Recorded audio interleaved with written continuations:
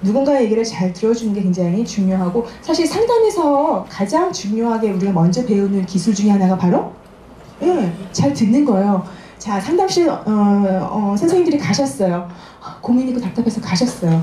상담자가 잘 안 들어주고 내 얘기하고 야단치고 그 다음에 판단하고, 어머니 그러시면 안 되죠. 그러니까 얘가 그 모양이지. 이러시면 그 상담자는 가시겠어요? 안 가시겠어요? 안 가시죠. 물론 상담자는 자식이 아니고 부모가 아니기 때문에 좀 거리감이 있어서 그런 얘기를 할 수 있고, 그래서 더 편할 수도 있는데 마찬가지예요. 예. 그래서 사실은 내가 그런 대상이 되었을 때 상대방도 나한테 얘기를 하고 싶어진다는 거죠. 예. 이거는 뭐 자녀와의 관계가 아니라 사실 남편과의 관계, 그 다음에 뭐 직장생활에서의 관계, 뭐 여러 가지 다른 사회적인 관계에서도 굉장히 중요한 부분이죠. 그래서 사실은 잘 들어주는 게 중요한데 듣는 게 뭐가 어려워? 나 듣고 있어. 지금도 아마 제가 얘기하는데 경청하시는 분이 몇 %일까요? 때로는 중간중간에 맞아, 오늘 집에 와서 그거 해야 되는데 뭐 이런 생각도 조금 하시고, 좀 이제 경청, 그래, 저 집에 엄마는 좋겠다, 차순비가 지났네, 우리 집에는 언제 지나나, 이런 생각이 또 중간에 또 들기도 하고, 다양한 생각들이 들면서 때로는 힘드니까 아침부터 서둘러 또 힘드네, 멍 때리고 계시는 분들도 있으시고. 그래서 사실은 누군가의 얘기를 잘 처음부터 끝까지 듣는 게 쉬운 일은 아니에요. 예. 근데 어차피 청소년들은 길게 얘기 잘 안 해요. 그러니까 듣는 순간, 와서 얘기하는 순간이라도 내가 잘 듣고 있어, 이거 표시해주는 거 되게 중요하거든요. 네, 걸림돌이 조금 있어요. 네, 그래서 잘 듣고 싶어, 근데 잘 안 돼. 또는 하다 보면 나도 모르는 새 잘 듣는 게 안 되는 순간들이 있는데 왜 그럴까? 그래서 사람들이 좀 정리해 놓은 게 있어요. 그래서 한번 잘 보세요. 내가 어떠한 것 때문에 다른 사람의 얘기를 잘 못 듣게 되는 걸까? 사람마다 다 다를 수가 있거든요. 내 안에 주로 작용하는 걸림돌이 있어요. 네, 한번 볼게요. 처음에는 뭐죠? 예. 아침 안 드셨죠? 자, 첫 번째는 뭐죠? 지레 짐작하기. 네, 뭔지 아시죠? 예. 척하면 턱 맞는 것 같은. 그러나 맞지 않아. 그쵸? 예. 그러니까 우리 아이가 뭐 시무룩하게 왔어. 그러면 어머님들이 딱 느낌이 오시죠? 어떤 거라고 생각하세요? 싸웠구나. 에? 네? 학교에서 만든 적 있어. 안 좋았구나. 또 한전이 안 좋은 일 중에서도 뭐 여러 가지 짚히는 게 있잖아요. 너 또 선생님한테 야단맞지. 먼저 이제 선수 치는 거죠. 아니거든요. 예, 지레짐작하기. 그 다음에 얘기를 들으면서 어떤 생각을 하냐면, 다른 사람 말 안 듣고 내가 얘기할 말 준비를 하는 경우들이 있어요. 특히 싸울 때. 그쵸? 싸울 때 경청? 되나요? 안 되죠. 세상에 무슨 경청이야. 내가 할 무기를 지금 안에서 갈고 닦아야죠. 그죠? 그래서 저 사람한테 비수를 꽂을 수 있는 아주 예리한 걸 쫙 뽑아가지고 마음속에서 갈고 닦아, 일갈할 수 있는 무엇인가 있을까? 막 이러면서 머리를 찾다 보면 다른 사람들이 무슨 말을 했는지 잘 안 들어오는 경우가 되게 많죠. 그래서 자기가 할 말을 생각하기에 바빠서 상대방의 말을 잘 안 듣는 경우들도 있어요. 예. 자, 귀등으로 듣기. 별로 듣고 싶지 않나. 애가 학교에서 힘들었대. 얘는 언제나 좀 학교 생활 잘할까? 막 이런 마음이 드니까 어때요? 그래, 들어주는 척 하는데 사실은 이렇게 되죠. 그렇죠. 이렇게 왔다가 가죠. 그래서 듣고 싶지 않은 말 때문에 귀를, 이제 마음속에 귀를 닫아버리는 거죠. 온전하게 듣지 못하는 거. 판단하기. 부정적으로 받아보면서 그의 말을 듣지 않고서 왜곡해서 듣는 거. 어떤 말을 했을 때 얘 분명히 이랬을 거야. 지레짐작하고도 비슷할 수 있어요. 판단해서 그러면 안 되는 거지. 어떤 사람이 옆에 와, 오늘 너무 힘드네. 아이고, 그렇지, 네가 그렇지, 네가 어쩐지 요즘 잘 지낸다 했어, 뭐 이런 식으로 딱 하면은 내가 언제는 잘못 지냈어? 그게 약간 그쵸? 기분 나쁜 말이 쑥 올라오죠. 그 다음에 땅콩 이야기. 상대방의 말을 받아들이기 싫을 때, 특히 뭐 남편이라든지 시부모님이라든지 우리 부모님일 수도 있고, 상대방을 받아들이기, 뭘 해라, 뭐 이걸 조금 특히 요구사항이 돼서 상사가 뭐 하라고 하거나 하기 싫은 일을 요구받았을 때 그 상황을 회피하는 거죠. 그때 너무 다른 일이 있는 것 같고 막 이렇게 생각을 막 그때 무슨 일, 그때 부모님 뭐라고 하는데, 그때 내가 직접 무슨 일이 있었는데 하면서 다른 분이 계속 하는 거죠. 그걸 피하기 위해서. 그다음에 조언하기. 예. 그쵸. 듣지 않은 상태에서 충고하는 거죠. 듣기 전에. 야, 그거는 내가 지난번에 얘기했잖아. 그건 네가 이래서 그런 거잖아. 에이, 참 잘하지 그랬어. 뭐 이런 식의 반응. 꼭 가르치려는 느낌이 드는 거죠. 그래서 이제 상대방으로 하여금 말하고 싶지 않게 되는. 또 하나는 이제 은근슬쩍 넘어가기. 예. 상대방의 얘기가 마음에 들지 않거나 위협적으로 느껴질 때 주제를 막 얘기하다가 참 그거 어떻게 했어? 저도 저희 남편이 막 얘기하다가 그래서 이러면 또 주제 돌린다면서 예, 그런 기법들을 저도 많이 쓰더라고요. 예. 그다음에 내 말하기. 상대방의 말을 깔때기 현상이에요. 그래서 나 너무 힘들었어. 내가 그랬잖아, 내가 하면서 다른 사람이 중요한 게 아니라 내가 힘들었던 거를 막 얘기하는 거죠. 그러면 또 시작했다. 얘기하고 싶지 않다는 마음이 딱 들죠. 예. 무슨 얘기를 해도 어때요? 나에게로 향할 얘기가 되는 거죠.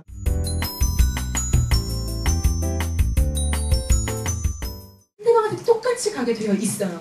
그거는 100%예요. 예. 그래서 내가 뭔가 실수를 했을 때 참 내가 있었는지 참 안 됐네. 내 스스로에게 또 그쵸 공감해주고 힘을 북돋아주고 격려해주고 그럴 수 있을 때 상대방한테도 그게 가능한데 난 또 못해서 역시 나는 안 되잖아. 짜증나. 상황이 왜 이렇게 돌아가는 거야? 난 노력을 해도 티가 안 나네? 뭔가 이런 상황들이 계속 벌어지면 당연히 상대방한테도 그렇게 갈 수밖에 없다는 거예요. 그래서 공감이라는 게 어떻게 보면은 상대방을 먼저 공감해 주는 거는 성설이에요. 네. 결국은 내 스스로에 대해서 공감해주고 내 감정에 대해서도 공감해주고 인정해주고 내 스스로 토닥여주고 이런 것들이 먼저 될 때 사실 상대방에 대해 할 수 있는 여유가 생기는 거라는 거. 그러니까 내가 돼야 남한테도 해보라고 얘기할 수 있는 거. 아시죠? 예. 아이들이 항상 그런 거 갖고 얘기하잖아요. 엄마는 맨날 그러면서 왜 나한테만 그래? 이게 뭐냐면은 모범이 안 된다는 거잖아요. 예. 그러니까 사실은 내가 될 때 상대방이 할 수 있는 얘기가 없어요. 저 사람도 하는데 네. 같이 있을 때 상대방이 어떤 사람이 그런 얘기를 하냐에 대해서 받아들여지기도 하고 안 받아들여지기도 하잖아요. 그래서 내가 내 스스로에 대해서 얼마나 잘 이렇게 공감하고 느끼는지에 대해서 한번 생각해 보시면 좋을 것 같습니다. 예.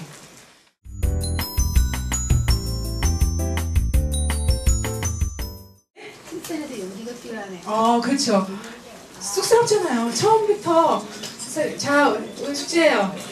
5번씩만 칭찬하고 오세요 하면 쭈삣쭈삣하고 손에 진땀 나고 특히 안 했던 대상한테 하려면 그러니까 사실은 칭찬이라는 거는 부모가 자녀한테 해야 된다고 생각했는데 그러니까 도덕 선생님이 굉장히 트이신 분인 것 같아요. 그래서 자녀도 사실 그러니까 부모님들도 사실은 칭찬받고 싶으시잖아요. 인정받고 싶으시죠 자녀들한테. 그래서 제가 부모교육 인터뷰할 때도 어머님들이 그런 말씀하셨어요. 무슨 말씀하셨지? 네, 인정받고 싶다. 인정받고 싶다. 그리고 때로는 아이들의 그 탁 문 닫고 들어갈 때 내가 얼마나 상처를 많이 받는다. 나도 자녀들로부터 상처가 아닌다. 상처 받으시잖아. 네. 예. 그래서 아이의 한마디 한마디에 예민해지고, 그죠? 그리고 아이가 뭔가 막 소리 지르면서 뭐 한마디 하는 말, 기수같이 나의 마음을 찌를 때도 있고. 그러니까 나도 자녀한테 그렇게 할 때가 있는 거죠. 예.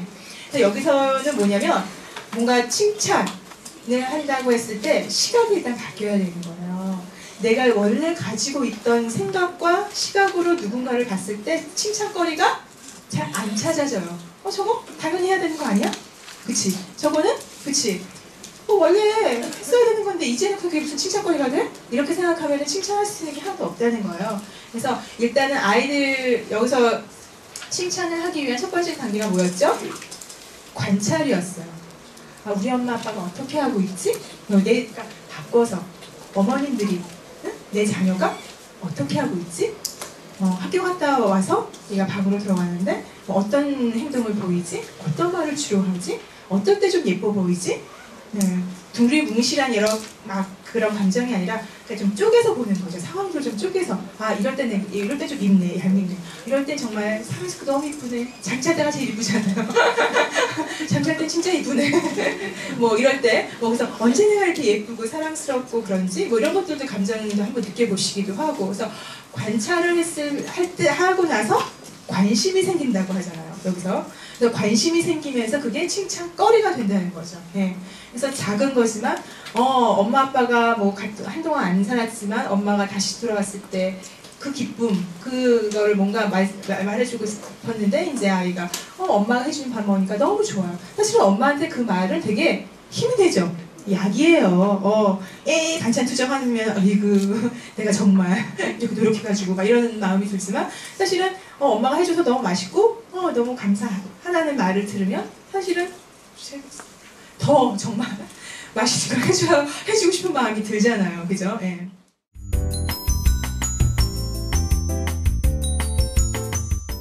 부모님들이 해야 할 역할이 쓰레기통 역할을 해줘야 한다는 분들이 있으세요. 쓰레기통. 그래서 아이들이 얘기할 때 뭔가 그래도 얘기하는 걸 좀 받아주는. 그러니까 저희 상담자들이 그런 얘기 하거든요. 상담하다 보면 내담자들이 와서 저 너무 좋았어 이런 얘기 할까요? 안 하죠. 저 힘들었어요. 이런 일인데 너무 짜증나더라고요. 진짜 또 그랬어요. 그래서 이런 얘기 계속 하거든요. 그래서 상담자가 사실 되게 부정적인 감정들을 계속 듣고 그거에 대해서 계속 얘기하기 때문에 때로는 그런 것들이 힘들기도 해요. 상담자도 때로는. 근데 어쨌든 그래서 어떨 때는 참 내담자 감정이 쓰레기통 같다 이런 얘기를 할 때도 있어요. 근데 어쨌든 그건 그렇고 부모하고 자녀와의 관계에 있어서도 이 시기에는 부모님들한테 되게 불안하고 뭔가 마음에 안 드는데 친구하고 해결할 수 있는 부분도 있지만 친구하고 해결할 수 없는 부분들이 많잖아요. 비슷한 애들끼리 무슨 해결책이 얼마나 나오겠어요. 그리고 결국 아이들과의 관계에서 뭔가 골이 깊어지거나 문제가 생길 경우에 결국 돌아갈 수 있는 곳은 부모님밖에 없다는 게 되게 중요하잖아요. 그거에 대한 인식이 되게 중요한 것 같아요. 그래서 매번 얘기하지는 않더라도 결정적인 순간에 엄마한테 올 수 있다는 그런 존재가 되는 게 되게 필요한 것 같아요. 그래서 매번 자녀하고 그렇게 깊이 있게 얘기 안 할 수도 있죠. 근데 아이가 힘들거나 뭔가 걱정적으로 뭔가 결정을 해야 되거나 그럴 때 부모님이 생각나면 저는 그건 굉장히 성공한 부모님일 수 있지 않을까? 저는 그런 생각이 좀 들더라고요. 그래서 감정의 쓰레기통의 역할을 참 이때는 좀 해주고 아이들이 말이 안 되는 얘기를 하더라도 좀 들어주고 그런 불안하고 불만스럽고 이런 얘기들을 조금 부모님들이 들어주지 않으면 이 아이들이 나가서 이런 걸 해소할 방법이 많지 않아요. 그럼 어디로 갈까요? 얘네들이 이게 속이 잘 진정이 안 되면 어디로 갈까요?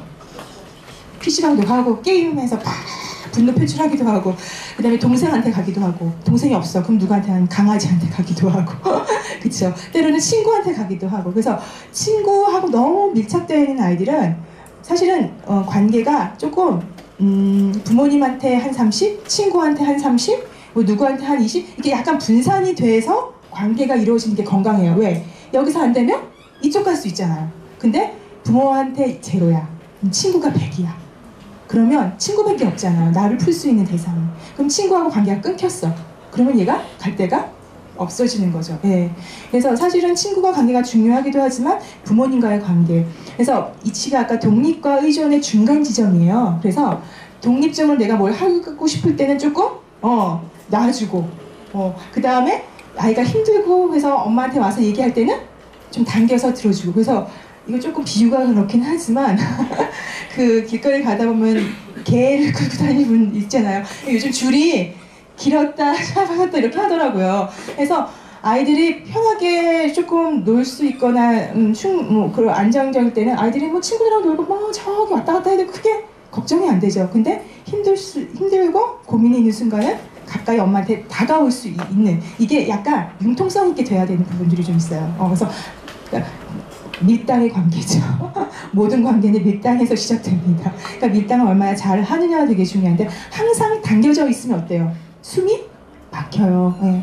너무 멀리 있으면 얘가 어떻게 지내는지 어떤 상황이 있는지 방관하게 되는 가능성이 있죠. 그래서 언제 얘가 멀어지고 싶구나. 언제 얘가 나한테 가까이 다가오고 싶구나. 이거를 아는 건 굉장히 중요해요. 그래서 어머님들이 아이들이 어떤 마음이지, 이걸 촉각을 좀 세워서 어떤 마음 상태인지 공감하는 능력도 되게 중요해요. 근데 이 뒤에 이제 공감에 대한 얘기를 살짝 이제 좀 할 텐데, 그래서 아이가 어떤 마음인지에 대해서 얘가 나 문 닫고 들어가면 두기도 하고, 그죠? 그래서 들어와서 얘기하면은 경청의 스킬을 활용해서 좀 들어주기도 하고, 그래서 청소년기 이제 부모님들의 역할은 울타리가 돼 주셔야 돼요. 그 전까지는 아이들이 멀리 나가는 게 걱정되니까 이렇게 좁은 울타리 속에서 내 눈앞에 보이는 울타리 속에서 아이 그거 관계를 했다고 하면 청소년기면 울타리를 좀 넓혀주는, 그쵸? 그러니까 울타리를 없애면 안 되는 단계예요. 그래서 어떤 어머니들은 독립하는 시기니까 자기가 원하는 대로 다 들어주자. 안 되죠. 얘 아직 논리적으로 다 이게, 그쵸? 인지적으로 성장하지 않았기 때문에 판단의 오류도 되게 많고, 그쵸? 그래서 부모님들이 그걸 좀 잡아주시기도 하고 훈육을 하셔야 되는 거잖아요. 그래서 울타리를 저는 넓혀주는 관계가 청소년기 부모님과 자녀와의 관계인 것 같아요. 그래서 내 눈에 보이지 않더라도 별로 염려가 안 되고, 하지만 가까이 다가올 때 가까이 다가가게 해주고, 이게 어떻게 보면은 잘하는 분들이 자녀와 트러블 없이 그래도 그나마 트러블이 전혀 없을 순 없죠. 그래도 그나마 잘 넘어갈 수 있는 게 아닐까. 그래서